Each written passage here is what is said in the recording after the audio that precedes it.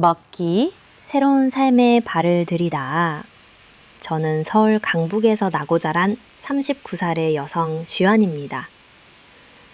어린 시절에는 평범한 가정에서 자랐지만 부모님의 맞벌이와 할머니의 보살핌 속에 정을 느끼며 성장했어요.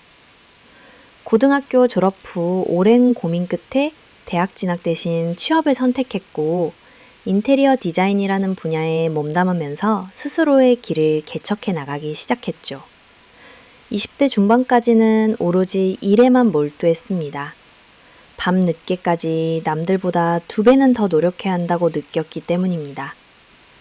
그 시간들 동안 친구들은 연애와 다양한 여가 활동을 즐겼지만 저는 취미도 휴가도 없이 실력을 쌓는 데 모든 에너지를 쏟았습니다. 그 덕분인지 30대 초반에는 서울 중심가의 작은 디자인 사무실에서 책임자로 발탁되는 기회도 얻을 수 있었죠. 그러던 중 지금의 남편 민호를 지인의 소개로 만나게 되었습니다. 민호는 인천 출신의 온화한 남자였고 저와는 다르게 대가족 속에서 자라왔더라고요. 서로 다른 환경, 다른 성장 배경이었지만 삶에 대한 진지함, 책임감이라는 공통점 덕분에 금방 가까워질 수 있었습니다. 사계절을 함께 보내고 서로에게 진심을 확인한 후 조심스럽게 결혼 이야기를 꺼냈습니다. 결혼 준비 과정은 생각만큼 순탄하지 않았어요. 맞벌이와 장거리 커플이라는 특성상 서울과 인천을 오가야 했고 각자 가족에 인사를 드릴 때마다 긴장감도 상당했습니다. 남편 가족은 오랜 전통을 중시하는 집안이라 처음엔 낯설고 걱정도 많았지만 시간과 노력으로 조금씩 인정받을 수 있었습니다. 혼수 준비, 결혼식 장소 결정, 신혼집 구하기 등 모든 절차가 하나도 쉽지 않았지만 그 모든 과정이 오히려 저의 책임감을 더욱 단단하게 만들어 주었습니다. 드디어 결혼식 당일 따뜻한 봄 햇살 아래 가족과 친구들의 축복 속에서 민호와 저는 평생의 인연을 맺게 되었습니다. 신혼 초에는 모든 것이 새롭고 떨렸습니다. 아침마다 서로를 깨우며 하루를 시작했고 퇴근 후에는 집에서 작은 파티를 여는 듯 서로의 일상을 공유했습니다. 바쁘지만 서로를 이해하고 존중하는 마음으로 힘든 순간도 잘 이겨낼 수 있었습니다. 하지만 결혼 생활이 길어질수록 서로에 대한 배려와 집안, 친정, 시댁과의 관계에서 오는 미묘한 차이들이 하나둘 보이기 시작했습니다. 특히 남편이 속한 대가족 문화는 저에게 많은 사고의 전환과 적응을 요구했지요. 저는 평생을 핵가족 환경에서 살아와서 명절 연휴나 가족 행사처럼 집안이 모두 모일 때마다 적응하는 데 시간이 필요했습니다. 결혼 2년 늦 차에 접어들면서 저는 진짜 가족이 된다는 것이 단순히 혼인 관계가 아니라 서로의 문화와 신념, 가족 배경을 인정하고 끊임없이 이해하는 노력이 필요하다는 사실을 새삼 깨달았습니다. 직장과 가정, 친정과 시댁, 그리고 사회에서의 제 정체성을 찾아가는 긴 여정이었죠. 여전히 미숙하고 시행착오도 많았지만 민호와 함께라면 어떤 어려움도 이겨낼 수 있다는 믿음이 저를 버티게 했습니다. 이렇게 저는 새로운 삶에 한 발 나아가 매일의 일상 속에서 자신을 더욱 강하게 단련하며 앞으로 나아가고 있습니다. 결혼이란 또 다른 성장의 계단임을 실감하고 있는 지금, 저는 누군가의 아내이자 한 인간으로서 꿈과 미래를 향한 발걸음을 멈추지 않겠다고 다짐합니다. 명절이라는 이름의 압박. 한국에서 명절, 특히 추석과 설날은 온 가족이 한자리에 모여 조상께 예를 올리고 오랜만에 만나는 친지들과 인사를 나누는 소중한 전통입니다. 하지만 결혼 후 처음 맞이했던 명절은 제게 따뜻함보다 부담과 긴장을 더 크게 다가오게 했습니다. 명절이 다가올수록 마트 거리에는 선물 세트, 고기, 송편 등 특유의 명절 분위기가 가득해졌고 주변 사람들은 고향을 찾기 위한 기차표 예매, 장보기, 큰집 방문 등 각자의 계획을 세우기 시작했습니다. 어릴 때는 명절이 기다려지는 설레는 날이었지만 결혼을 하고 나니 시댁에서 겪어야 할 일들이 머릿속에서 하나둘 떠오르며 어느 순간 마음이 무거워지기 시작했습니다. 저희 친정은 소수만 모여 조용하게 지내는 편이라 명절 음식도 간단하게 준비했습니다. 하지만 시댁은 전통을 중시하는 대가족이기에 명절이면 집 안팎이 북적이고 손님 맞이와 제사상 차림, 음식 준비가 어마어마하게 많았죠. 남편은 늘 우리 집은 큰 집이라 어쩔 수 없다고 말했지만 막상 명절 당일이 다가올수록 저는 점점 긴장감에 잠까지 설칠 지경이었습니다. 주변에 결혼한 친구들은 하나같이 이런 얘기를 했습니다. 시아버님, 시어머님, 형님, 올케 모두 모이면 며느리는 자연스럽게 일을 도맡게 돼. 그리고 누구는 잘하고 누구는 못한다는 말 한마디에 하루 종일 상처받지. 저 역시 명절마다 내가 시댁에서 실수하면 어쩌지? 집안 어른들이 나를 어떻게 볼까? 타지 생활에 지쳐 있을 때 친정에도 못 가면 어쩌지? 같은 걱정이 쏟아졌습니다. 명절이 주는 압박감에는 단순히 일의 양만 있는 게 아니었습니다. 가족들과의 미묘한 신경전, 조카들을 챙기며 미소를 지어야 하는 부담, 며느리답게 영정행동해야 한다는 시댁 어른들의 시선, 한 번이라도 실수하면 평생 남는 집안 구설수 등 눈에 보이지 않는 수많은 압박이 저를 힘들게 했습니다. 작년에는 시댁에 가기 전부터 배탈과 두통에 시달리기도 했죠. 음식 솜씨가 부족하다는 이유로 혹시나 망신당하지는 않을까. 친정 엄마처럼 요리를 뚝딱 해낼 자신이 없어 주눅들기도 했어요. 직접 준비한 선물이 마음에 들지 않을까 걱정하며 한참을 고민하기도 하고 집안 예법이나 절하는 방법을 남편에게 몇 번이고 다시 물어보며 연습했습니다. 명절날이 가까워질수록 저는 즐거운 가족이 아닌 자격을 시험받는 날이라는 생각이 들었습니다. 아침부터 일어나서 음식 준비, 상 차리기, 설거지, 친척들 맞이까지 끊임없이 이어지는 수많은 일들. 저녁에 누워도 피곤함이 쉽게 가시지 않았고 마음 한켠에는 나는 언제쯤 명절을 편하게 맞이할 수 있을까 라는 아쉬움이 늘 남았습니다. 물론 나름대로 힘을 내서 열심히 도와도 때로는 형님이나 시어머니의 한마디에 마음이 무너지는 순간도 있었습니다. 이 집 며느리는 원래 더 일 잘한다더라. 이건 친정에서 안 배우고 온 거니? 같은 말 한마디에 이전까지의 노력들이 허무하게 느껴질 때도 많았어요. 이렇듯 명절은 저에게 사회인이자 며느리, 그리고 한 가정의 구성원으로서의 역할과 책임감을 무겁게 안겨주는 시간입니다. 명절이 주는 따뜻한 정과 가족의 의미를 느끼고 싶으면서도 한편으로는 반복되는 기대와 평가, 비교와 오해로 인해 두렵고 때때로 도망치고 싶어지는 모순된 감정이 공존하게 되었습니다. 다가오는 추석도 마찬가지입니다. 한편으론 가족이 모이는 행복한 순간을 기대하면서도 다른 한편으론 누군가의 며느리로서 또 얼마나 많은 시선과 평가 속에 놓이게 될지 벌써부터 걱정이 앞서곤 합니다. 명절마다 시댁과 친정, 일과 가정 사이에서 나는 존재의 경계가 더 뚜렷해지는 것 같아 이따금씩 스스로를 돌아보고 있습니다. 이렇게 명절이라는 이름의 거대한 압박감 앞에 다시 한번 마음을 다잡으며 쉽지 않은 하루하루를 견뎌내고 있습니다. 저는 남편 민호와 함께 인천에 있는 시댁에 처음으로 인사를 드리러 가는 날이 다가왔습니다. 서울에서 기차를 타고 가는 길 내내 마음이 조마조마했습니다. 익숙한 친정집이 아닌 낯선 공간에 정성껏 차려입고 준비한 선물 바구니를 들고 집을 나섰습니다. 남편은 걱정하지 말라며 옆에서 다정하게 손을 잡아줬지만 저는 계속해서 손에 땀이 맺힐 만큼 긴장됐습니다. 한 번도 경험해 본 적 없는 며느리라는 입장이 이렇게 부담스럽고 떨릴 줄은 미처 몰랐던 순간이었습니다. 이른 오전, 인천 집 앞에 도착하자 이미 주차장에는 가족들과 친척들의 차가 가득했습니다.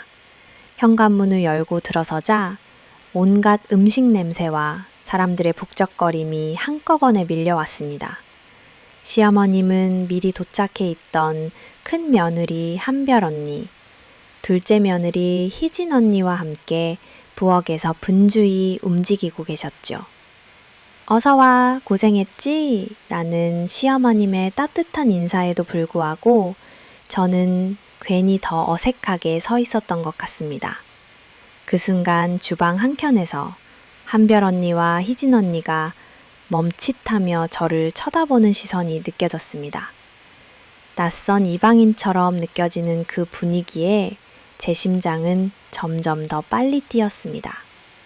남편은 아버님과 삼촌들, 사촌들과 인사를 나누며 금방 집안 분위기에 녹아들었지만 저에게는 모든 게 낯설었고 친숙해지기까지는 시간이 필요해 보였습니다.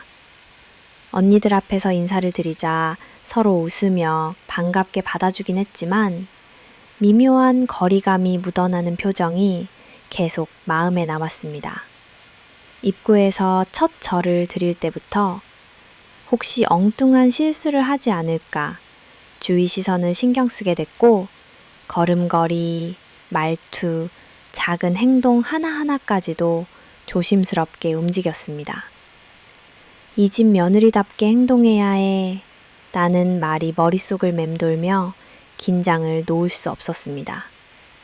시댁에는 각종 전통 음식 재료들이 한가득 쌓여 있었고 모두들 땀을 흘리며 송편을 빚고 나무를 다듬고 있었습니다. 저는 처음 접하는 조리도구와 방식에 서툴러 헤매곤 했지만 누군가 도움이 필요할 때마다 얼른 달려가 손을 보태려고 애썼습니다. 하지만 때때로 한별 언니와 희진 언니의 조용한 시선이나 지나가는 한마디가 잘하고 있나? 라는 생각만 더 들게 만들었습니다. 저녁 식사 준비가 한창일 때 민호는 남자 어른들과 함께 마당에서 고기를 굽고 담소를 나누고 있었고 저는 주방에서 언니들과 어머니를 도왔습니다. 뜨거운 불 앞에서 땀을 훔치며 언제쯤 이 집 딸인 것처럼 자연스럽게 함께할 수 있을까 싶었죠. 차례를 지내기 위해 한복을 곱게 차려입고 절을 올릴 때 떨리던 목소리로 인사를 할 수밖에 없었습니다. 하김 닫았던 기억이 났습니다. 모두의 시선이 한 번에 저에게 집중되는 그 순간 등줄기에 식은땀이 흘렀습니다. 한편 시어머님은 저의 서툰 모습을 보며 은근히 격려해주셨지만 한별 언니와 희진 언니는 옛날에는 첫 명절이면 더 힘들었다 며 지나가듯 속삭이기도 했습니다. 저는 그저 묵묵히 시키는 일을 하며 눈치만 살폈고 혹시라도 우리 시집 며느리는 왜 이리 일을 못하니? 라는 말이 나올까 걱정되어 마음이 무거웠습니다. 저녁이 되어 상을 차리고 모두가 둘러앉아 밥을 먹어 난서도 가족들끼리 나누는 농담과 추억에 저는 아직 낄 수가 없었습니다. 편하게 웃고 싶었지만 어디까지 말해도 되는지 혹시 말 실수는 없는지 신경을 쓸 수밖에 없었습니다. 그렇게 결혼 후 시댁낭절에 처음 가는 길은 기대보다는 두려움과 긴장이 더 컸던 시간으로 기억됩니다. 내가 정말 이 가족의 일원이 될 수 있을까? 언젠간 언니들과 진짜 가족처럼 가까워질 수 있을까? 여러 가지 생각이 머릿속을 스쳤습니다. 돌아가는 길에 남편은 수고 많았어. 앞으로 점점 익숙해질 거야. 라고 다정하게 말해줬지만 제 마음 한켠에는 시댁 첫 방문의 잔상이 두고두고 오래 남았습니다. 앞으로도 명절마다 가족 모임마다 반복될 긴장감과 기대 그리고 적응의 시간이 시작된 셈이었습니다. 갈등의 시작. 시댁에서의 첫 명절이 지나면서 표면적으로는 조용했던 것 같지만 실제로는 보이지 않는 긴장과 작은 불편함들이 차곡차곡 쌓이고 있었습니다. 처음에는 모든 것이 낯설고 서로가 서로를 배려하고 이해하려는 노력이 보였지만 시간이 조금씩 흐르자 그 속에 감춰진 감정들이 서서히 드러나기 시작했습니다. 어느 날 아침 부엌에서는 송편과 잡채, 전 부치기 등 온갖 음식 준비가 한창이었습니다. 저는 어설픈 손길로 재료를 다듬거나 설거지를 하며 무엇이든 적극적으로 돕고자 했지만 그 과정에서 한별 언니와 희진 언니는 사소한 부분까지 저를 지켜보는 듯한 시선을 보내곤 했습니다. 예를 들어 채소를 써는 법이나 양념 비율, 음식 담는 방식까지 우리 집 방식은 이게 아니야. 원래 며느리가 이걸 먼저 해야 하는 거야. 같은 말을 듣다 보면 어느새 마음 한켠에서 쓸쓸함과 위축감이 생겨나곤 했습니다. 특히 한별 언니는 시댁 명절이 처음인 저에게 요즘 젊은 며느리들은 손이 느린 것 같다 이야기 꺼내며 너는 그나마 시어머니가 많이 봐주시는 거야 라고 덧붙여 저를 더 압박했습니다. 이런 말 한마디, 작은 행동 하나에도 저는 스스로를 계속 검열해야만 했고 실수하지 않으려고 애썼으나 자연스럽게 숨이 막혀오는 기분을 감출 수 없었습니다. 그러던 어느 순간 분위기가 급격하게 변하는 사건이 일어났습니다. 점심 식사 준비 도중 저는 한별 언니가 부탁한 잡채 재료를 다듬으면서 재빨리 움직이지 못했습니다. 작은 실수로 인해 고기 양념을 엎질렀고 이 일로 인해 한별 언니는 이 정도에도 제대로 못하니? 라며 날카로운 목소리로 저에게 화를 냈습니다. 순간 주방 안은 정적에 휩싸였고 그 자리에는 잠시 쓸쓸함과 자책감만이 가득했습니다. 시어머님이 들어오셔서 처음이면 다 그럴 수 있다고 중재했지만 언니들은 서로 눈짓을 하며 무언의 불만을 드러냈습니다. 그날 밤 거실에서 잠시 쉬고 있는데 한별 언니와 희진 언니가 귓속말로 서로 이야기를 나누는 장면을 목격하게 되었습니다. 그들은 요즘 애들 버릇없다. 결국 우리만 고생하게 생겼네. 라는 말을 조심스럽게 뱉었습니다. 그렇게 가족의 벽처럼 느껴지는 끼리끼리 분위기가 자연스레 형성되며 저와의 거리가 더 멀어지는 듯 했습니다. 다음 날 희진 언니는 갑자기 저를 부엌 한쪽으로 부르더니 조용히 말했습니다. 솔직히 말해서 너희 친정은 어떤데? 우리 집안은 여기서 이렇게 윗사람을 모셨기 때문에 예절 하나하나가 자연스럽게 몸에 배었어. 네가 실수하는 건 이해하지만 이제부터라도 우리 방식에 익숙해졌으면 해. 언니와 나는 대학에서 배운 게 많아도 집안일 하나만큼은 소홀히 하지 않았단다. 이 말은 단순한 조언처럼 들릴 수도 있었지만 그 속에 미묘한 견제와 우월감이 숨겨져 있었습니다. 점점 깊어지는 거리감, 그리고 서로 다른 성장 환경에서 비롯되는 사소한 오해와 비교는 명절 내내 분위기를 무겁게 했습니다. 때로는 아무 말도 하지 않아도 각자의 표정, 무심한 한숨, 부드럽지 않은 손길, 사소한 뒷담화 같은 것들이 모두 갈등의 시작을 예고하는 조짐이었습니다. 한별 언니와 희진 언니가 서로 연대하며 저를 멀리하는 듯한 태도와 부엌에서의 잡담, 그리고 아버님, 시아버님, 남편이 모두 외부에 나간 시간에만 더 노골적으로 드러나는 뒷이야기들. 저는 점점 시댁이라는 울타리가 가족이 아니라 시험의 장처럼 느껴지기 시작했습니다. 자신도 모르게 위축되고 내색할 수 없던 속상함이 결국 몸 고스란히 남았습니다.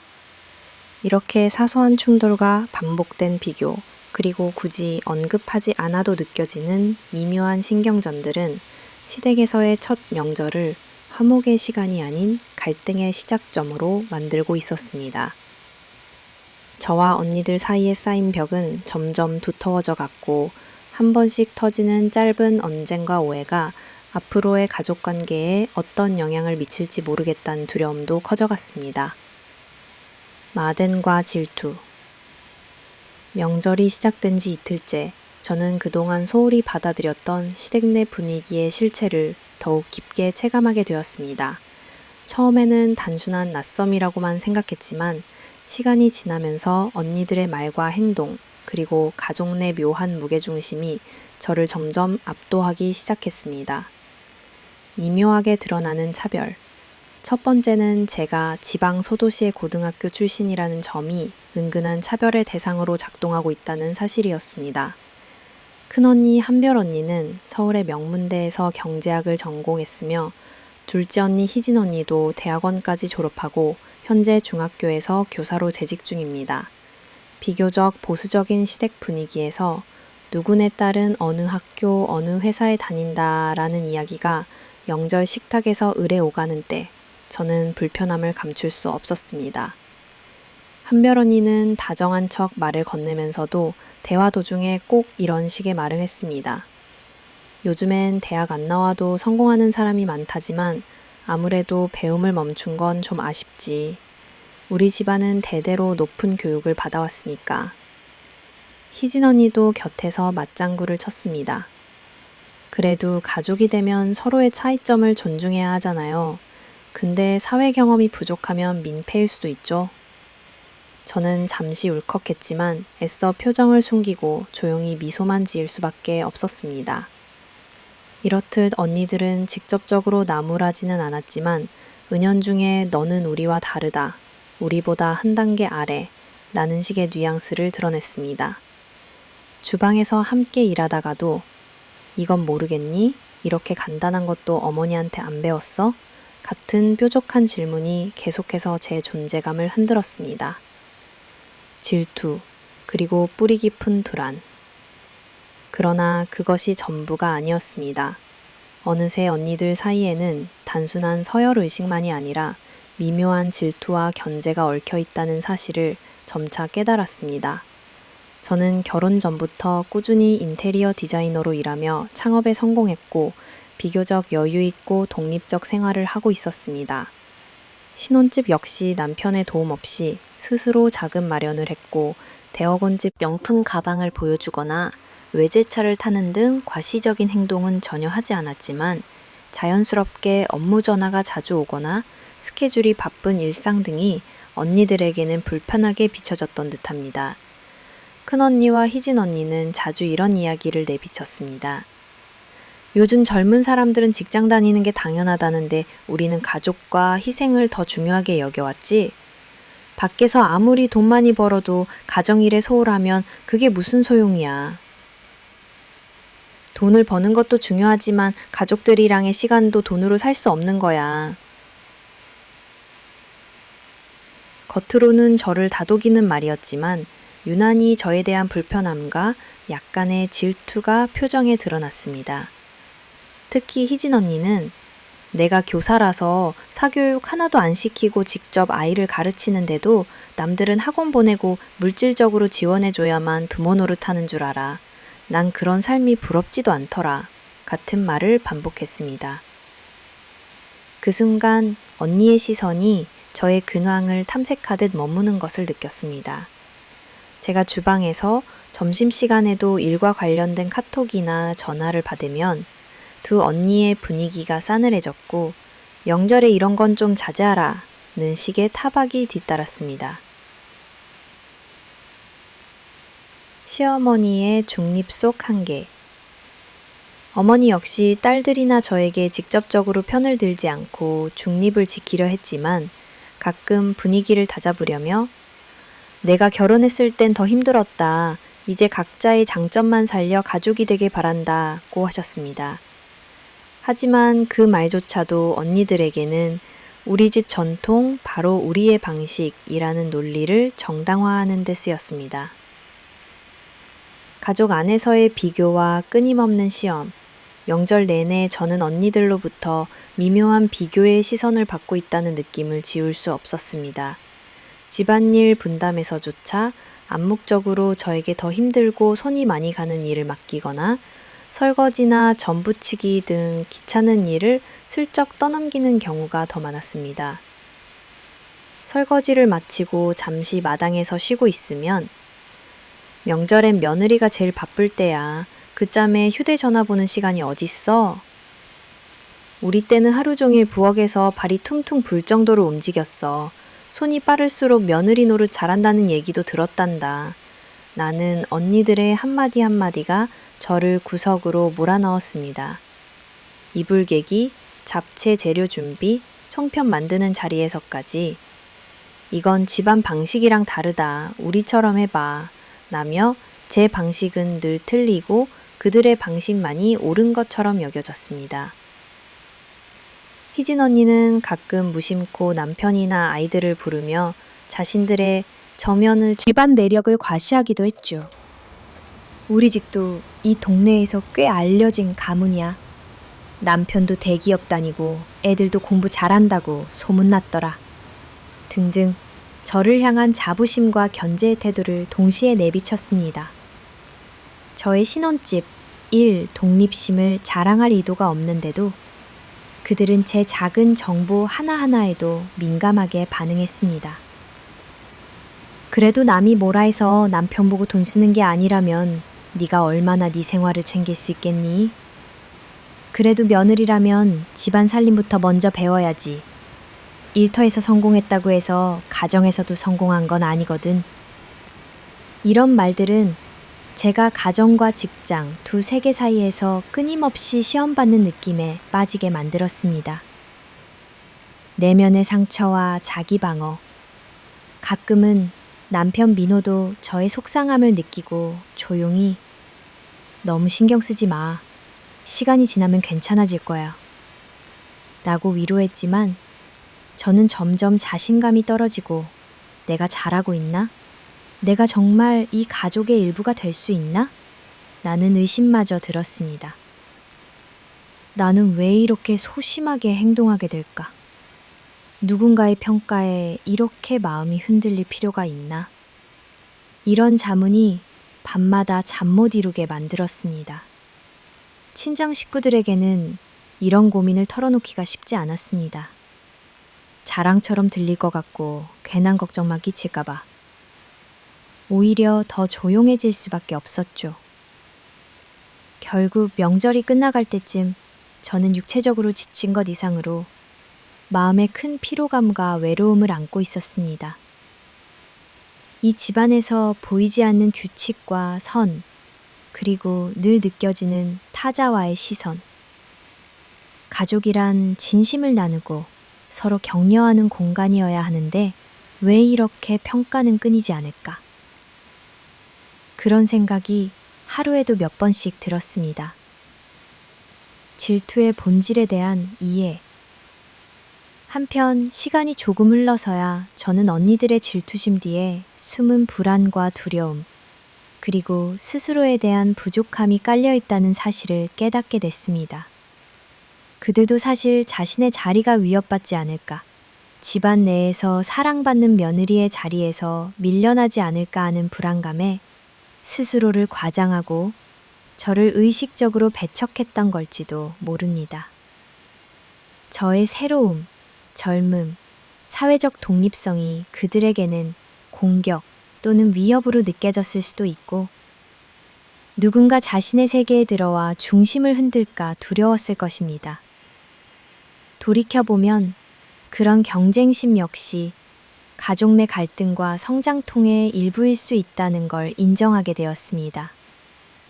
자기 성찰과 새로운 다짐. 내가 편견에 상처받고 질투에 흔들린다고 해서 물론 그들에게 맞서 똑같이 대갚아주는 건 오히려 상처를 더 키울 뿐이라는 사실도 스스로를 지켜보며 점차 알게 되었습니다. 내가 할 수 있는 건 나다운 태도로 가족 안에서 근본을 지키는 것, 나 역시 변화와 배려를 시도하는 것. 이런 마음가짐으로 명절 마지막 날 조용히 주방에서 업무를 마무리하며 언니들에게 조금 더 다가가 보려 애써 봤습니다. 큰언니 한별 언니가 수고 많았어. 처음엔 다 힘든 거니까 너무 속상히 마라. 라고 말했을 때 그 한마디의 온도가 비록 진심이 100%가 아니라 해도 제 마음에 작은 위로가 됐습니다. 질투도 편견도 한순간에 해결되진 않았습니다. 하지만 모든 가족이 처음부터 완벽하게 하나가 되는 일은 없으니까 조바심을 조금 누르고 나와 다른 누군가를 이해하는데 조금 더 시간을 투자하기로 다짐했습니다. 진짜 가족이 된다는 건 타인의 삶을 애써 받아들이고 나의 부족함도 인정하는 것에서 시작된다. 명절이 끝난 후 집에 돌아가는 길에 창밖으로 스쳐가는 가을 풍경을 보면서 저는 스스로 이런 다짐을 되새겼습니다. 내가 선택한 이 집, 이 가족, 그리고 나 자신의 삶 속에서 비교와 평가보다는 너그러움과 이해가 더 많은 하루하루가 되기를 소망하며 조용히 미소 지었습니다. 작은 사건, 무너지는 인내. 명절 셋째 날, 마당에서 친척들이 모여 고기를 굽고 거실에서는 아이들이 뛰노는 가운데 나는 식탁을 정리하고 있었다. 그때 희진 언니가 다가와 나지막이 속삭였다. 솔직히 우리가 좀 고생하더라도 너는 너대로 너무 불편한 티 내지 않았으면 좋겠어. 여기서 며느리면 조용히 일만 하는 거야. 그녀의 말에 내 가슴 한켠이 철렁 내려앉았다. 그저 목소리 낮추고 웃으며 네라고 답했다. 그날 저녁 무렵 밥상을 치우다 소스가 묻은 쟁반을 놓치는 실수를 했고 이마저도 한별 언니가 아니 여기 와서 배운 게 하나도 없어? 이런 걸로 피곤하다면 앞으로는 어떻게 살래? 라고 소리쳤다. 그제야 나는 내 한계를 실감했다. 더는 주눅들어 조용히 살 수만은 없었다. 한계의 폭발, 그리고 상처 작은 울컥임에서 시작된 감정이 점점 쌓이더니 마침내 폭발하고야 말았다. 밤이 되어 가족 모두 식사를 마치고 나는 다 정리한 뒤에 부엌에서 물끄러미 싱크대에 기대어 있었다. 그때 큰언니와 둘째 언니가 농담처럼 내 뒷담화를 나누는 것을 우연히 들었다. 진짜 저 정도면 우리 시집에 오기엔 품이 안 맞아. 나는 처음부터 좀 맥표랍시고 폼 잡는 거지. 나는 더 이상 못 참고 다가가 조용히 물었다. 언니들 혹시 저 때문에 힘들거나 불편하신 건 따로 말씀해 주시면 좋겠어요. 한별 언니가 쏘아붙였다. 우리 입장도 이해 좀 해봐. 갑자기 시댁 큰며느리 자리에 앉고 아직까지 제대로 하는 것도 없으면서 왜 말만 잘해. 분위기는 급속히 냉각됐고 나는 처음으로 큰 소리로 대답했다. 언니, 저도 제 자리에서 최선을 다하고 있습니다. 시골에서 자랐고 고생도 해봤지만 절대 남한테 피해주며 살지 않았어요. 한 번쯤은 저의 입장도 생각해 주실 수 없나요? 그 순간 희진 언니가 격앙된 목소리로 아, 진짜 시끄러워. 처음부터 어울리지 않았어. 라며 과일 쟁반을 내 쪽으로 내던졌다. 툭. 내 손등에 쟁반이 떨어지며 얼얼한 통증이 퍼졌다. 순간 모두가 얼어붙었고 그 순간 집안에 막 들어온 시어머니가 현장을 목격했다. 이게 대체 무슨 일이야? 모두들, 지금 여기서 솔직하게 말해. 진실 드러남, 그리고 붕괴된 평화. 모두 어색하게 눈치를 봤다. 나는 상처난 손을 감싸며 조용히 그러나 담담하게 상황을 들려주었다. 며느리가 실수했고 항상 일이 느리다고 집안 분위기를 망친다고 계속 눈치 주셨어요.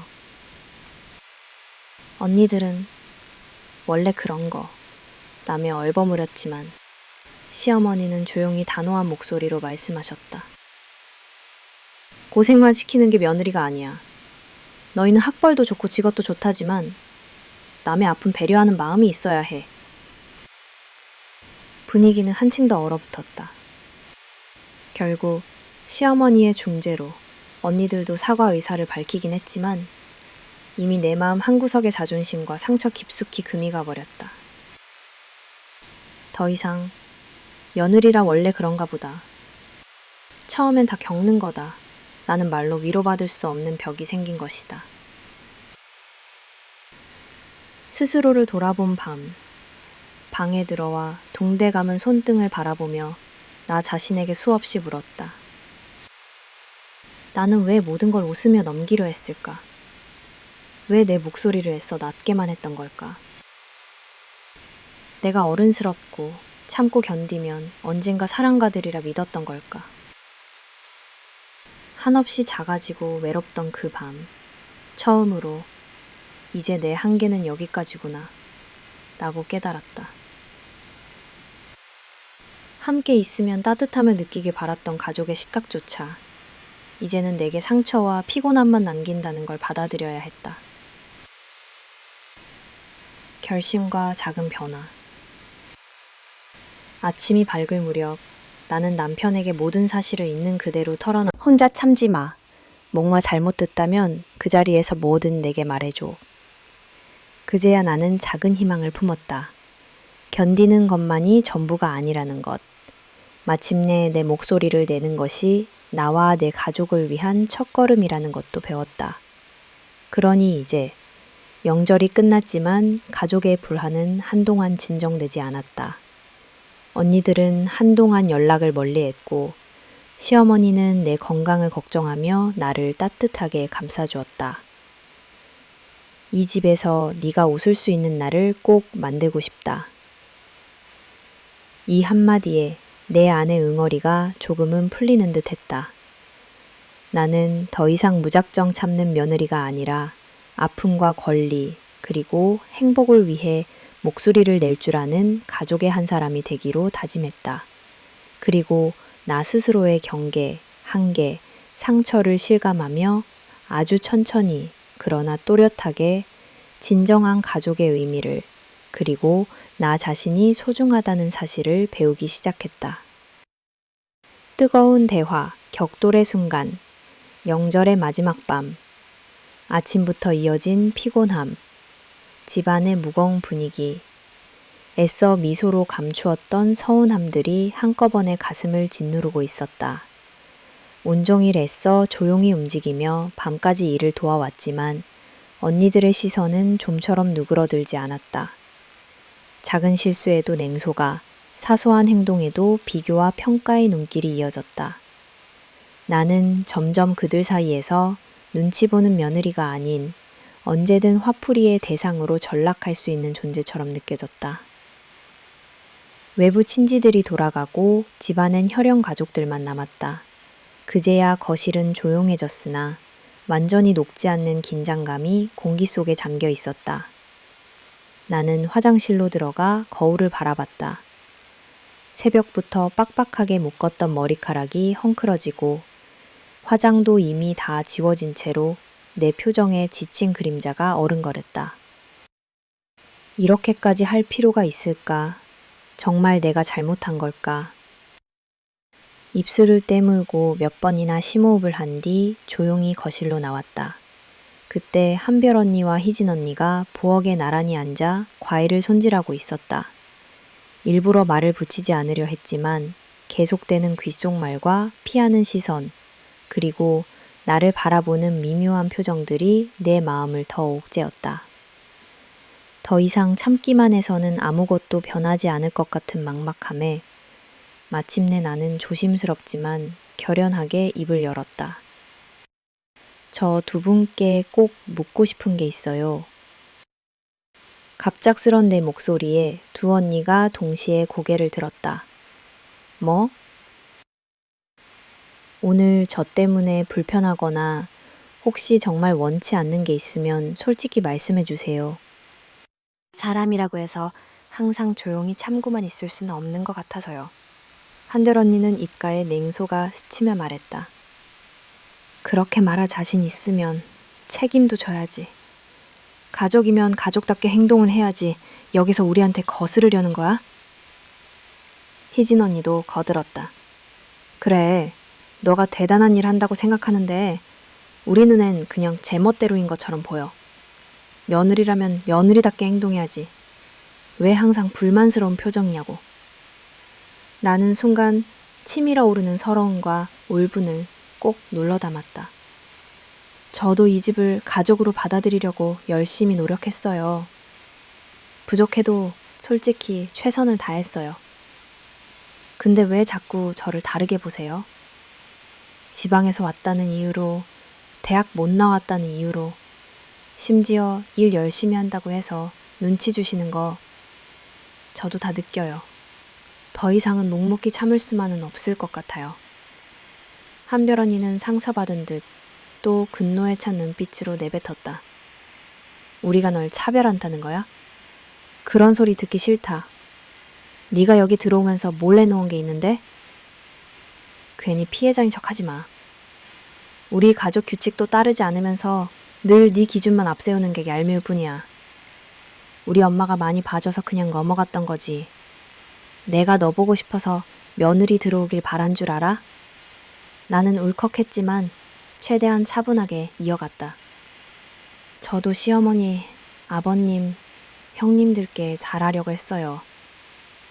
집안 방식이 낯설고 일 처리가 느릴 수도 있지만 대놓고 비교하거나 이런저런 잣대 들이대는 건 저도 너무 힘들어요.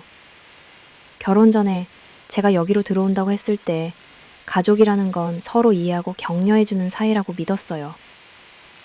그런데 이렇게까지 끊임없이 비교받고 인정받지 못하는 느낌이면 왜 꼭 며느리는 참고 또 참아야만 하죠?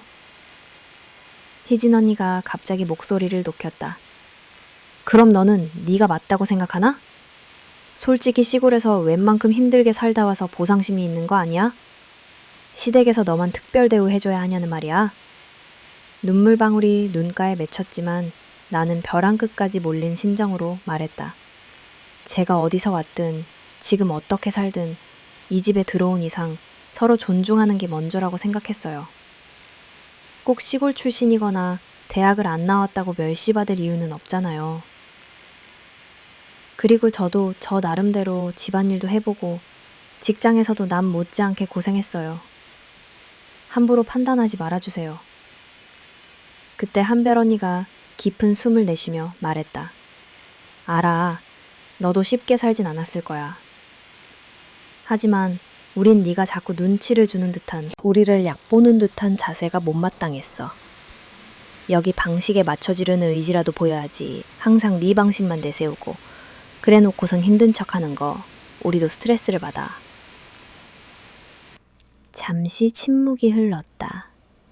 서로가 서로를 노려보던 눈빛엔 오랜 감정의 매듭이 한꺼번에 풀리는 듯했다. 나는 조금 더 부드러운 목소리로 말을 이었다. 형님들, 저도 완벽하지 않아요. 오히려 이런 일들이 반복될수록 저도 많이 지치고 무서웠어요. 집안 분위기 망칠까봐, 혹시라도 누가 상처받을까봐 늘 조심했어요. 그런데 이렇게 서로 질투하고 비교하고 대놓고 서운함을 쌓는다고 해서 진짜 가족이 될 수는 없잖아요. 희진 언니의 눈빛이 흔들렸다. 그럼 앞으로는 어떻게 하겠다는 거야? 우리끼리 솔직해진들 여기서 뭐가 달라지겠어? 나는 조용히 그러나 단호하게 고개를 들었다. 제가 잘못한 게 있으면 언제든 얘기해 주세요. 저도 앞으로 제 감정 얘기할 거예요. 대신 서로 조금씩 달라지려 노력해요. 솔직해도 되지만 상처 주지 않는 말로 변화시키는 분위기로. 나도 여러분도 더 이상 참기만 하거나 비교만 하지 않았으면 좋겠어요. 한별 언니는 처음으로 힘이 빠진 목소리로 우리도 평소보다 예민했나 봐. 솔직히 엄마가 너한테 조금 더 신경 쓰는 것 같아서 질투도 났고 여기저기 자꾸 비교 얘기가 나온 것도 사실 우리 사는 게 팍팍하다 보니깐 제대로 풀 한 번 못하고 이렇게 터져버린 것 같아. 나는 눈을 감았다 뜨며 마지막으로 말을 이었다. 언니들도 힘들다는 거 알겠어요. 다만 우리 서로를 가족이라고 부르려면 이렇게 상처 주는 말과 행동은 그만해야 하지 않을까요? 잠깐의 정적. 희진 언니가 한숨을 내쉬며 과일 접시를 내려놓았다. 너도 힘들었겠네. 괜히 나까지 다들 미안하다. 겉으로는 조용했지만 먹먹한 감정이 천천히 방 안을 감싸며 번져갔다. 이 순간 쌓여온 오랜 오해와 갈등의 부스러기가 조금씩 흩어지기 시작했다. 진심을 마주한 첫 번째 뜨거운 밤이었다. 스세모스로를 지키며 일어서다. 명절을 끝으로 나는 전과는 다르게 조금씩 달라졌다. 그 전에 나는 지쳐 있었고 스스로 깎여나가는 느낌에 사로잡혀 있었지만 갈등의 폭발과 진실을 털어놓는 격돌들이 나로 하여금 비로소 내가 나를 지키지 않으면 누구도 나를 대신에 지켜주지 않... 며느리라서 시집 온 입장이라서 남편 가족의 분위기를 망치지 않기 위해 참고 이해하려고 노력했다. 그러나 그런 나의 배려와 인내가 언니들에겐 당연한 대상으로 변질되고 내 자존심은 밟힐 대로 밟혔다. 특히 손등에 실금이 간지로 더는 누군가에게 상처로 점철된 집에서 스스로를 숨길 수 없었다. 밤에 한참을 뒤척이다 갑자기 이런 생각이 들었다. 내가 나를 지키지 않으면 아무도 내 편이 되어주지 않는다. 더 이상 남의 시선, 남의 요구에만 얽매여 내 감정과 가치를 희생하면 안 된다. 나는 나 자신을 보호할 의무가 있고 상처받을 이유도 없으며 비로소 내 감정을 표현할 권리가 있다는 현실을 받아들이게 되었다. 단호한 자세, 작은 실천의 시작. 그 다음날 아침, 나는 평소처럼 부엌으로 향했다. 그러나 그날만큼은 누가 뭐라고 하든 침묵하지 않으리라고 마음먹었다. 한별 언니가 예상대로 오늘은 빨리 설거지 좀 끝냈으면 좋겠네 라고 말했을 때 나는 정중하지만 또렷한 목소리로 대답했다. 언니, 저도 사람이고 쉴 시간이 필요해요. 일은 같이 나누고 힘드시다면 서로 상의해서 분담하면 좋겠어요. 희진 언니가 순간 놀란 듯 내 쪽을 바라봤다. 예전 같으면 네, 저 지금 바로 할게요 라고 고개만 숙였겠지만 오늘만큼은 달랐다. 또 저는 저 나름대로 내 방식이 있고 노력하고 있다는 걸 꼭 알아주셨으면 좋겠어요. 저는 이 집에 와서 형님들과 다르다고 생각해 본 적이 없어요. 서로 다르지만 각자 존중받을 자격은 있다고 생각해요. 한별 언니가 잠시 입을 다물었다. 희진 언니는 부드럽지 않은 목소리로 왜 갑자기 사람이 바뀌었냐고 물었지만 나는 미소를 띠며 답했다. 저도 늘 상처만 받고 참고만 살 순 없으니까요. 언니들도 힘드시면 말씀해 주세요. 앞으로 저도 제 생각, 제 감정, 제 경계를 솔직하게 이야기하려고 해요. 자기 존엄의 재발견. 이런 나의 변화는 단번에 언니들의 태도를 완전히 바꾸지는 못했다. 오히려 초반엔 더 미묘한 불편함과 시험하는 말들이 많아졌다. 도대체 뭐가 억울해서 저러지? 시댁에 적응하려면 이런 것도 못하나? 이런 수근거림도 들렸지만 나는 흔들리지 않았다. 밥상 머리에서마다 부엌 일 할 때마다 이제는 필요 이상으로 감정을 숨기지 않았다. 일이 너무 많으면 말씀해 주세요. 저 혼자 다 짊어지지는 않을게요.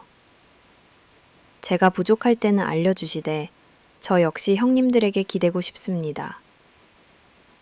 이렇게 말하는 순간마다 가슴이 뛰었지만 안독에서 알 수 없는 자신감이 자랐다. 나는 내가 내 편이 되어줄 수 있는 유일한 존재라는 사실에 스스로 뿌듯함과 경외심까지 느꼈다. 연대와 배려, 그리고 진짜 소통의 시작. 나의 태도 변화는 천천히 시댁 분위기에도 작은 파문을 일으켰다. 몇 번의 조심스러운 주장 끝에 언니들도 조금씩 대화의 방향을 바꿨다. 어느 날 한별 언니가 말했다. 우리도 솔직히 집안일 하나도 쉬운 게 아니라 나눌 사람이 많으니 힘들었나 봐. 그동안 네가 많이 참고 노력한 건 알겠어. 너무 우리 기준만 강요했던 것 같아서 미안하다. 내가 조심스럽게 저도 자주 부족했던 것 같아요. 라고 하면 그제야 언니는 피식 웃으며 과일 한 조각을 건넸다. 희진 언니도 시간이 흐르면서 요즘엔 주연 씨가 예전보다 더 털어놓는 것 같아서 나쁘지 않네. 나도 속 시원하다. 라고 토로했다. 작은 변화지만 서로에게 말 한마디 더 조심하고 수고에는 최소한의 고마움을 전하려는 분위기가 조금씩 생겼다. 남편과의 대화, 진정한 동반자로 내가 더 적극적으로 더 자신있게 변하자 남편 민호도 예전보다 내심으로 든든한 버팀목이 되어줬다. 어느 저녁 나는 차분하게 남편에게 말했다. 여태껏 혼자 다 감당하려 했던 것 같아. 이제부턴 힘들면 도움도 요청하고 불편하거나 억울하면 그 자리에서 말할 거야. 민호 씨도 내 생각이 맞다고 생각하면 언제든 내 편 들어줘. 민호는 진지하게 내 손을 잡으며 고개를 끄덕였다. 그래, 항상 참고 견디는 것만이 해결은 아니지. 이제부터는 우리도 우리만의 가족이야. 네가 존중받을 수 있게 내 역할도 할게.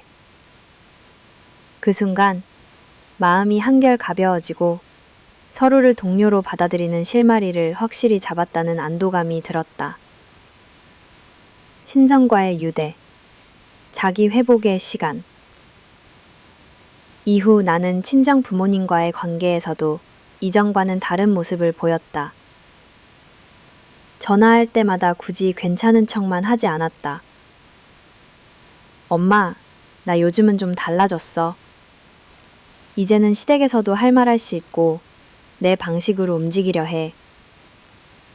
상처받아도 혼자 꾹 참고 있지 않아.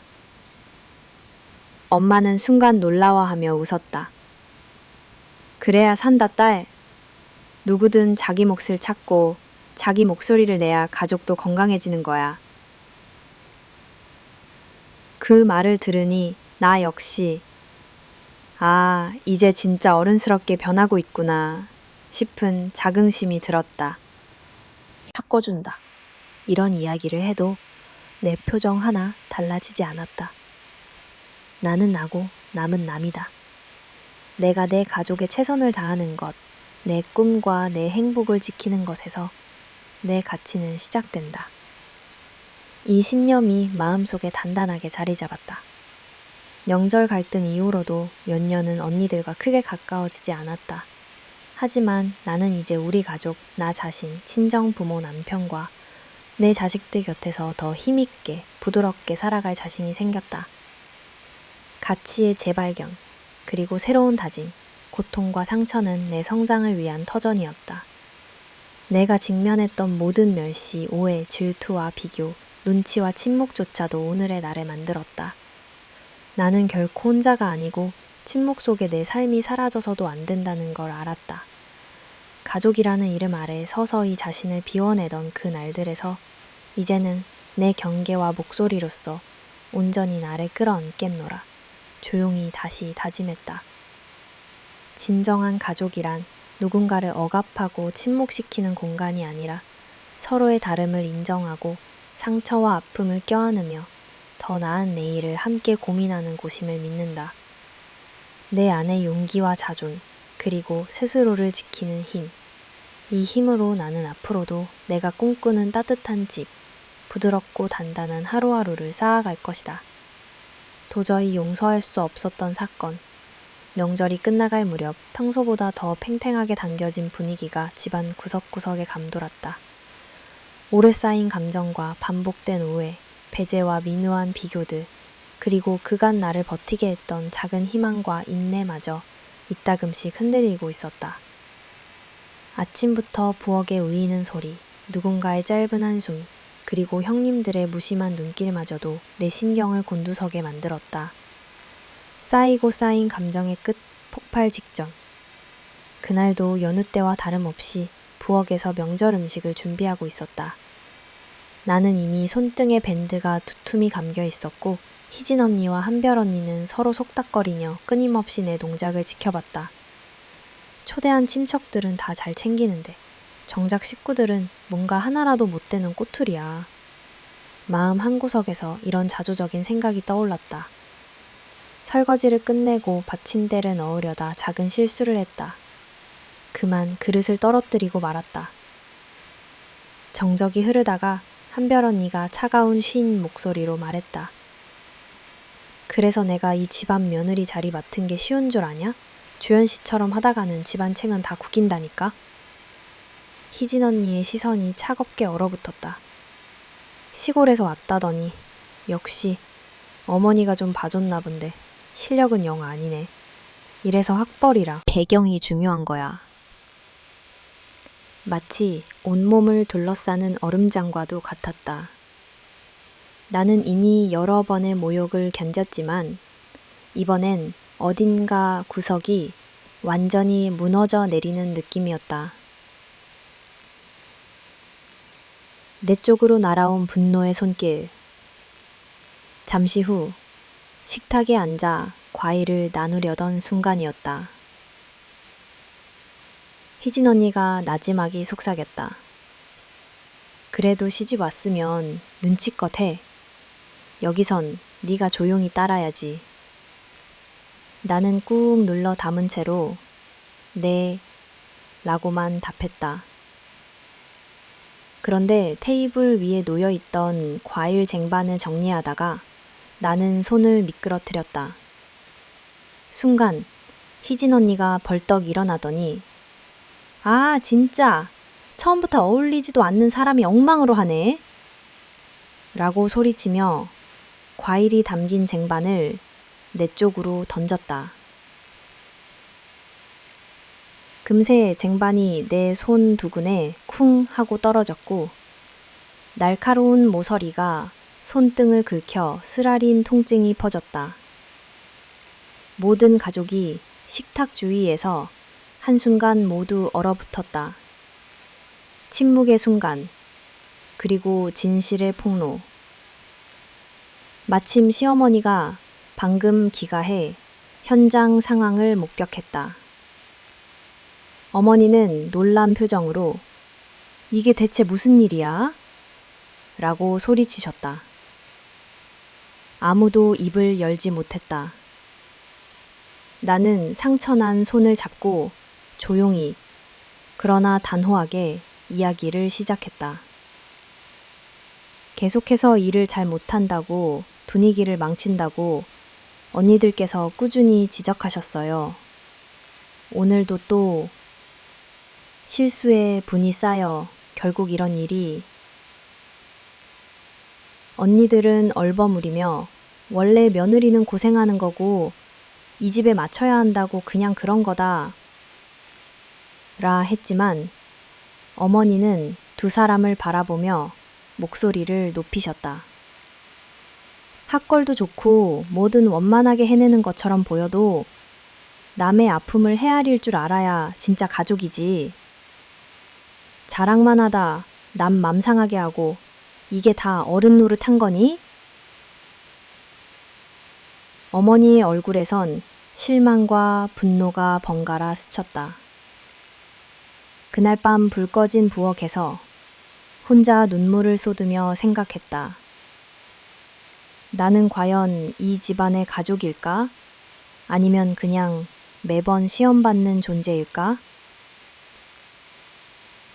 내면의 균열과 다시 일어서는 결심. 그날 밤 나는 잠들지 못했다. 이제 더는 내 자존심을 짓밟히게 두지 않겠다. 내가 어디 출신이든 어떤 학력을 가졌든 열심히 살아온 나를 함부로 허중한 사람인데 용서의 경계와 가족의 재편, 사건 이후 내 마음의 벽은 너무도 단단해졌다. 한결 언니와 희진 언니는 그땐 기분이 안 좋아서 그랬어. 실은 너랑 어울리려 했던 거야. 라며 조심스럽게 다가왔지만 나는 선뜻 쉽게 마음을 열지 못했다. 시어머니는 며칠간 내 곁을 자주 지키셨다. 여기에서 네가 당당하게 머리 들고 살 수 있는 날이 오게 할 때 우리 집은 겉으로 큰 소리 내는 사람이 이기는 집안이 아니라 조용히 버텨온 사람의 진심이 빛나는 곳이야. 너라서 우리 며느리가 된 게 다행이야. 나는 처음으로 마음 한구석에 작은 불씨가 피어오르는 걸 느꼈다. 나는 이 상처를 곱씹지 않고 나 자신을 더 단단하게 하기 위한 바탕으로 삼아야겠다. 후폭풍 그리고 각자의 선택. 사건의 충격파는 의외로 크게 번졌다. 한별 언니는 더 이상 집안 명절 모임에 자주 얼굴을 내밀지 않았다. 희진 언니 역시 자신의 잘못을 쉽사리 인정하지 못하며 자존심에 깊은 금이 갔다. 명절이 반복될 때마다 나는 더는 예전처럼 움츠리지 않았다. 필요하면 내 의견을 담대히 말했고 무리한 요구가 있으면 침묵하지 않았다. 시댁에서도 이 일을 계기로 가족 내 역할 배분, 정에 대한 원칙, 며느리의 존중 등에 대해 조금씩 인식 변화를 맞이했다. 남편 민호 역시 이제 네가 힘들 때마다 그냥 참지 마. 내게 말해. 내가 네 등기에 있다는 걸 꼭 기억해. 나는 말을 아끼지 않았다. 나는 더 이상 그 사건을 반복해서 떠올리지는 않는다. 그러나 그날의 충격, 그리고 내 손에 남았던 상처는 내가 자신을 지키는 데에 새로운 용기와 결의를 불어넣었다. 용서와 성장의 길목에서 세월이 조금 흐른 지금, 언니들과의 사이는 완벽하게 돌아가지 않았지만 이제 서로 조심하며 거리를 둔다.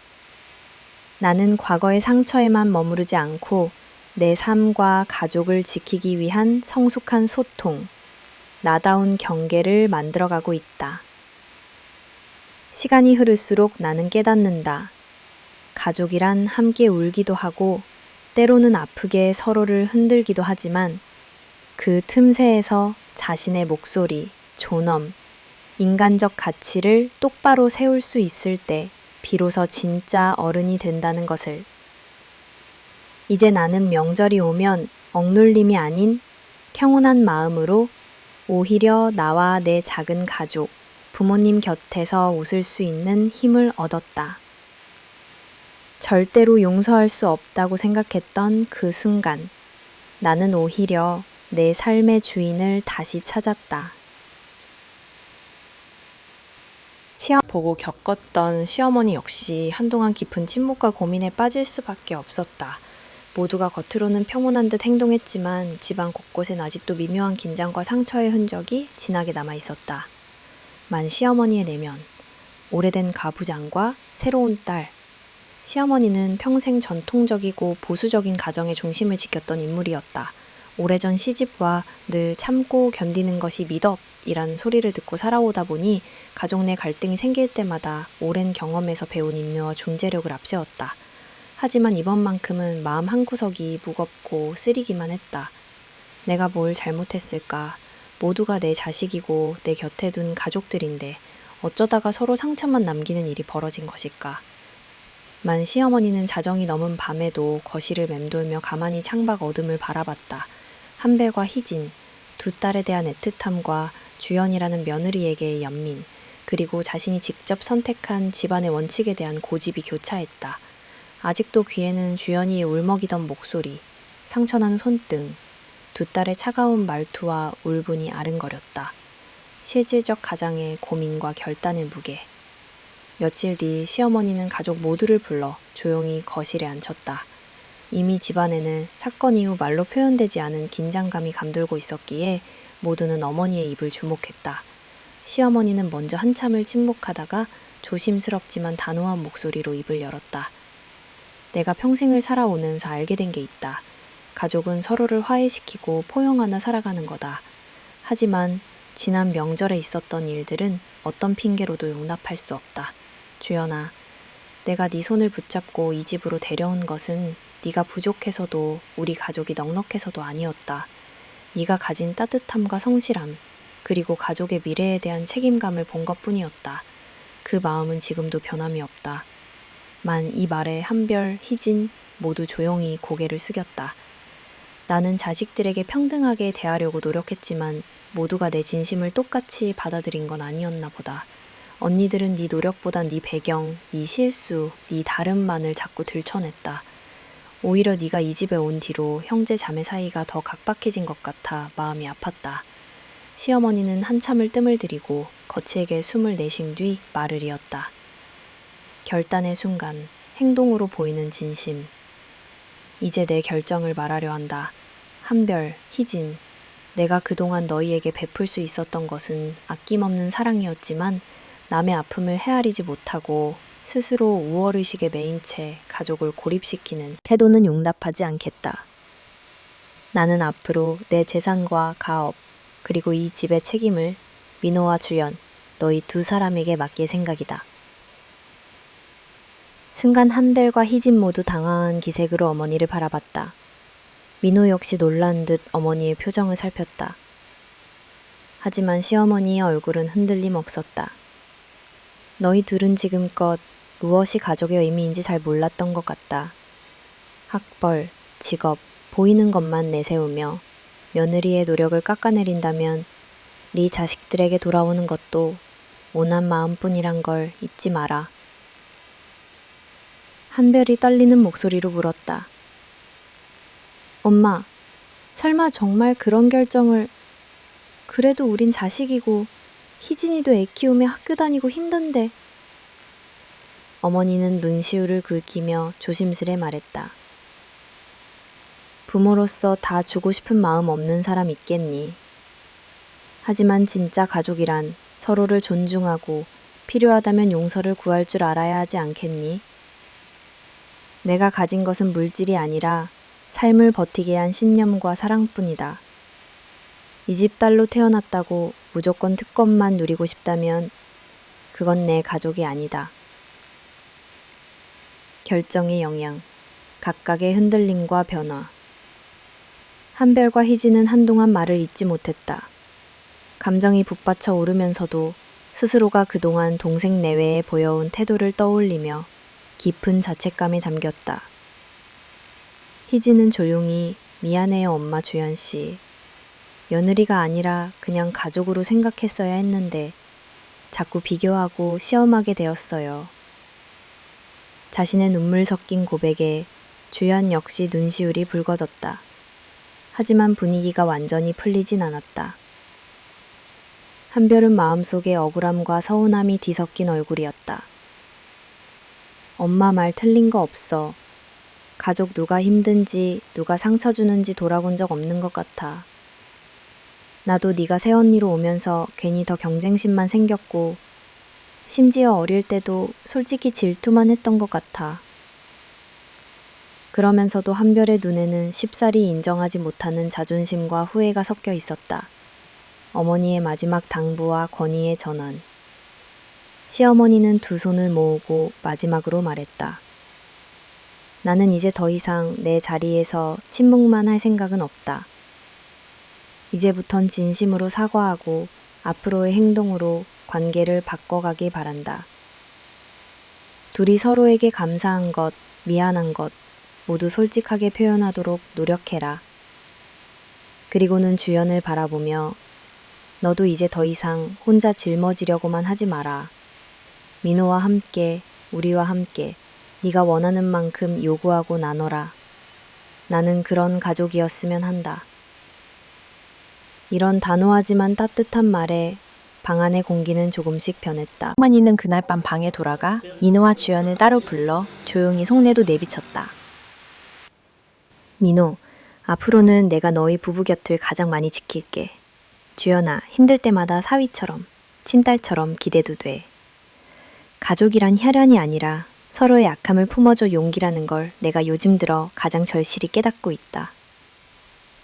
새로운 가족의 시작과 묵은 뒤끝, 며칠이 지나면서 시어머니의 용감한 결단은 온 가족에게 천천히 파장을 일으켰다.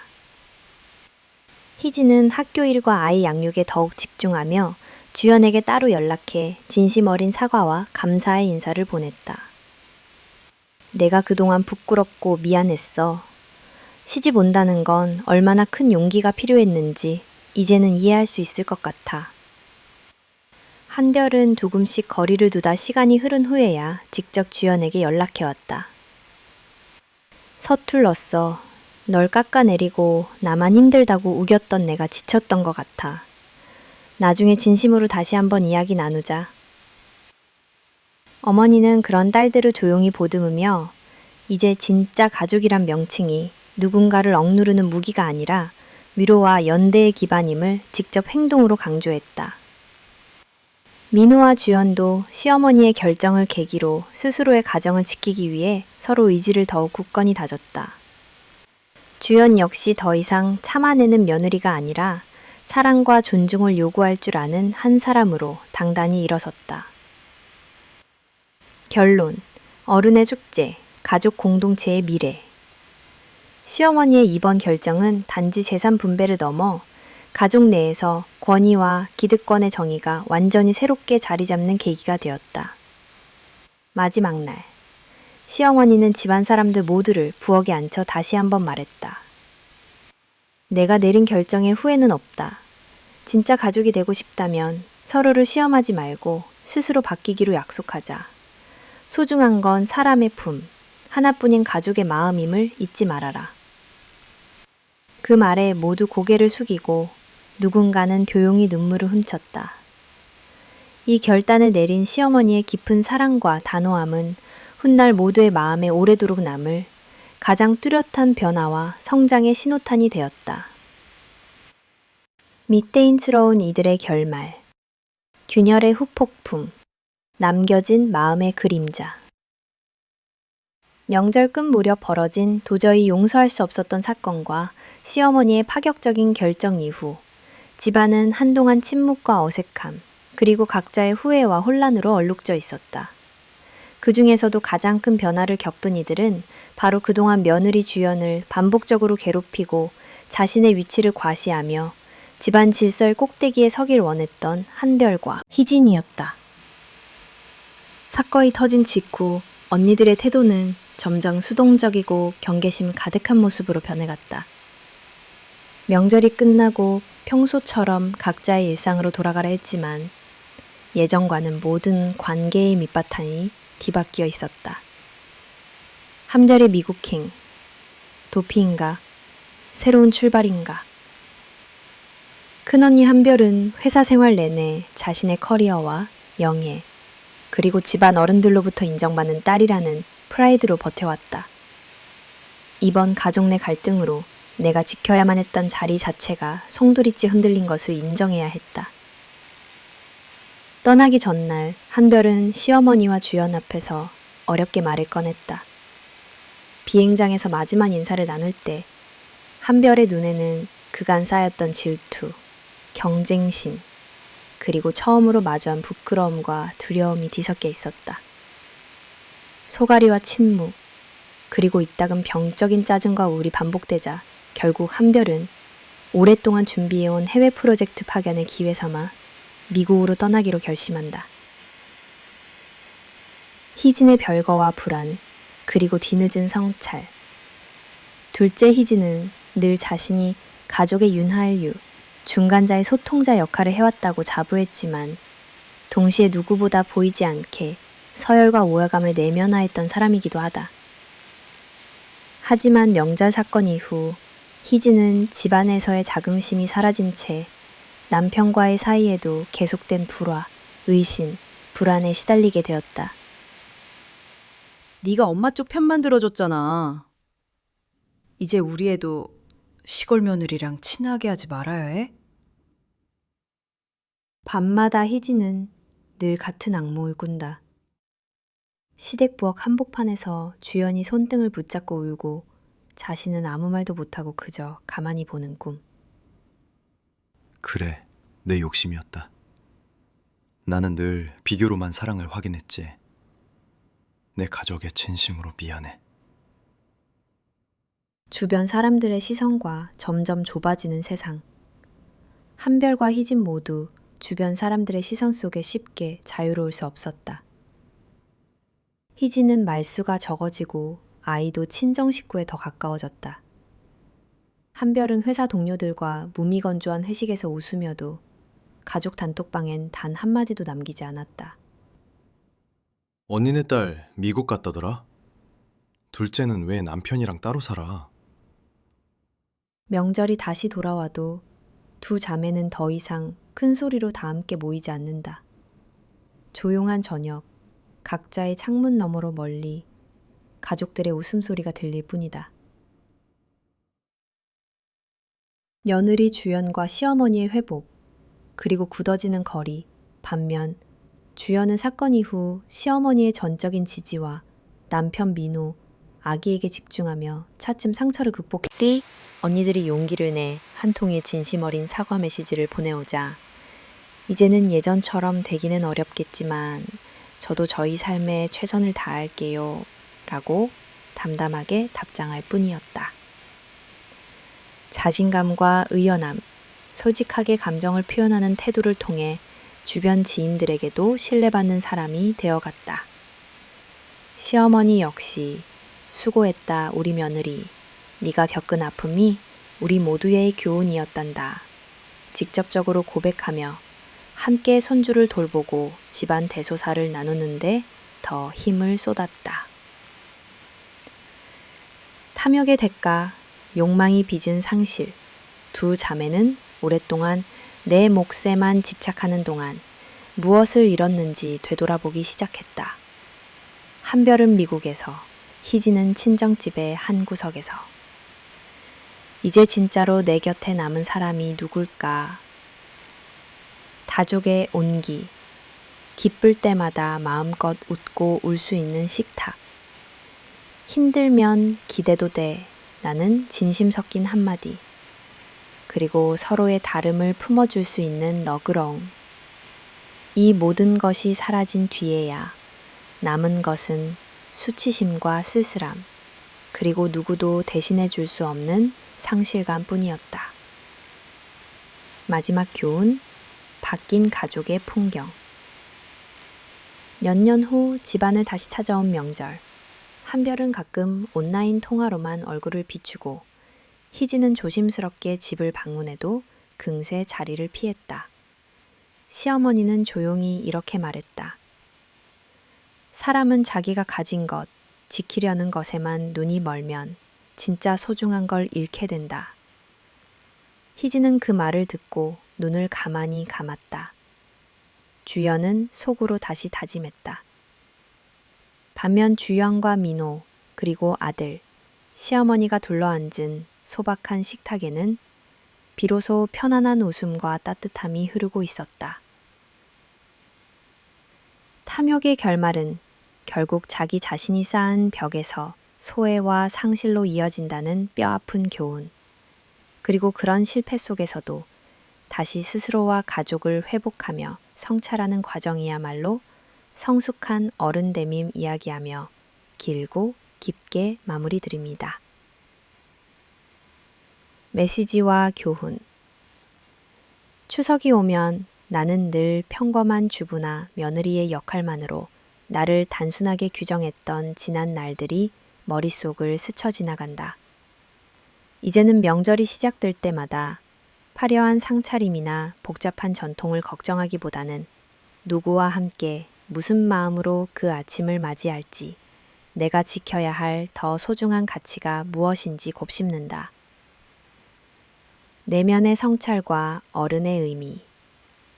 나는 한때 가족이라는 울타리 안에서 끊임없이 자신을 숨기며 살았다. 진정한 어른이 된다는 건 용기를 기르는 일이라고 생각한다.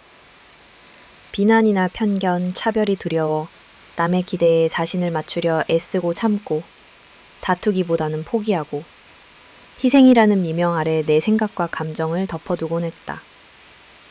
그러나 수년에 걸친 경험과 눈물, 수치심과 억울함, 때로는 주체할 수 없는 분노와 외로움, 그리고 조용한 희망 덕분에 비로소 나를 다시 마주할 수 있었다. 가족, 그 얽힘과 해방의 이야기.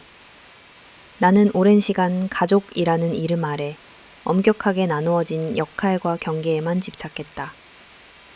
한때는 속으로 아프면 참아라. 네가 약해서 그렇다는 말을 그냥 받아들였다. 시아버님과 시어머님, 여러 형님과 올케, 이웃과 친척, 손 윗사람이 말하는 관습 틀에서 벗어나는 것이 두려웠다. 그러나 갈등과 오해, 그리고 절망이 반복될수록 결국 나를 일으킨 것은 남의 기대에 순응하는 순종이 아니라 내 목소리를 조금씩 용기 내어 꺼내는 연습이었다는 것을 알게 됐다. 비교의 덫을 벗어나 명절만 되면 누구네는 병원에 다닌다더라. 형님은 해외에서 공부했다는데 각자 처한 상황과 선택이 다르더라도 주체적인 삶을 살아가기 위한 최소한의 자존감과 자신만의 경계가 반드시 필요하다. 입에 오르내리던 모든 비교와 질투, 그리고 그 뒤에 숨은 불안. 나는 숱하게 그런 시선과 말들에 흔들렸지만 이제는 외적인 잣대가 아닌 내 안의 행복과 평안이야말로 진짜 삶의 가치를 결정한다는 진실을 알게 되었다. 용기, 그리고 나답게 살아가는 법. 직장과 가정, 친정과 시댁, 아내와 엄마라는 역할 속에서 나는 얼마나 자주 나를 잃었는지 모른다. 내가 내 편이 되어주지 않으면 아무도 진정으로 내 삶을 존중해주지 못한다는 깨달음. 이제는 더 이상 타인의 기대와 평가에 내 마음을 내맡기지 않으려 한다. 불편한 일이 있으면 침묵하지 않고 그 자리에서 내 감정과 생각을 말하며 부당함에는 경계를 긋고 내가 옳다고 믿는 것을 지키며 살려고 한다. 이해와 용서, 그리고 연대. 인간은 완벽하지 않다. 하지만 시간이 흐르고 각자의 상처를 돌아보니 결국 누군가의 결핍은 또 다른 누군가에게 칼이 될 수 있다는 그 단순한 진리를 온몸으로 배웠다. 이제야 나 역시 미움과 억울함을 조금씩 내려놓고 진심이 닿는 대화, 서툴지만 꾸준한 소통이 진짜 가족의 출발점임을 믿게 된다. 형님들과 극심한 갈등을 겪던 때, 나 역시 그들의 입장과 불안을 온전히 알지 못했다. 질투와 오해, 고집과 두려움이 서로를 멍들게 한 일이 부지기수였다. 딸과 며느리 사람으로 나는 여전히 어느 가정에서나 겪을 수 있는 크고 작은 갈등과 번민 속에 살아간다. 모든 갈등의 끝에는 꼭 화해와 완벽한 평화가 존재하지는 않는다. 하지만 이제는 누구의 며느리, 누구의 엄마, 민호의 아내라는 틀에만 나를 가두지 않는다. 나는 내 아이에게도 또 나와 비슷한 삶을 걷고 있는 수많은 다른 여성들에게도 나약하고 상처 입은 원망과 침묵 대신 한 걸음씩 내 목소리를 들려주고 싶다. 사회의 편견에 대하여 돌이켜보면 학벌, 재산, 출신, 이 모든 사회적 기준이 얼마나 나와 내 가족 사이를 멀어지게 했는지 모른다. 우리가 꿈꿔야 할 진짜 가족, 내 삶의 공동체는 늘 비교와 경쟁, 소문과 서열의 굴레를 벗어난 곳이어야 한다. 애초에 그런 제도와 기대 위에 세워진 인정과 평판은 결코 진정한 사랑이나 이해가 될 수 없다. 마지막 당부, 명절이란 가족을 위한 날이지 절대로 누군가에게 희생과 침묵만을 강요하는 시간이 아니다. 나는 오랜 상처와 시련 끝에 얻은 이 작은 확신을 나와 비슷한 또 다른 누군가에게 꼭 전하고 싶다. 앞으로의 명절은 화려한 제사상이 아니라 서로의 이야기를 들어주고 이해하는 마음으로 진짜 가족이 무엇인지를 함께 고민하는 시간이 되길 간절히 바란다. 멀리 떠나 있는 한별 언니, 여전히 서먹한 희진 언니, 그리고 내 아이와 남편, 시어머니, 모두 각자의 자리에서 각기 다른 방식으로 가족이 되는 길을 찾고 있다. 이렇게 오늘도 또 한 번 용기 내서 내면의 경계를 넓히고 나처럼 평범하지만 위대한 수많은 주연들에게 조용히 응원의 메시지를 전하고 싶다. 인생은 가족도 사랑도 결국 나를 찾는 긴 여정임을, 그리고 그 길에 홀로 서 있어도 반드시 함께 웃고 울어줄 누군가가 있다는 사실만으로도 충분히 살아갈 힘이 된다는 것을